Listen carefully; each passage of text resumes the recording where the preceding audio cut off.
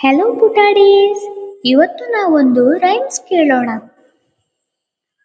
ಹಕ್ಕಿಯೊಂದು ಹಾರಿ ಬಂದು ಮರದ ಮೇಲೆ ಕುಳಿತಿತು.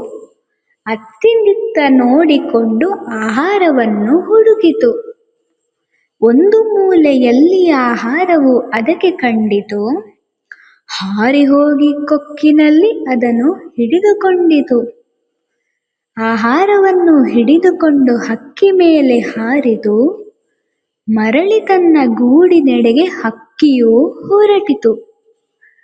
ಗೂಡಿನಲ್ಲಿ ಎರಡು ಮರಿ ಹಕ್ಕಿಗಳು ಹಸಿವಿನಿಂದ ಚೀವ್ ಚೀವ್ ಎನ್ನುತ್ತಿದ್ದವು.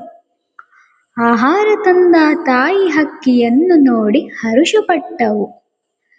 ತನ್ನ ಹಸಿವನ್ನು ಲೆಕ್ಕಿಸದ ತಾಯಿ ಹಕ್ಕಿಯು ಆಹಾರವನ್ನು ಮರಿ ಹಕ್ಕಿಗಳಿಗೆ ನೀಡಿತು.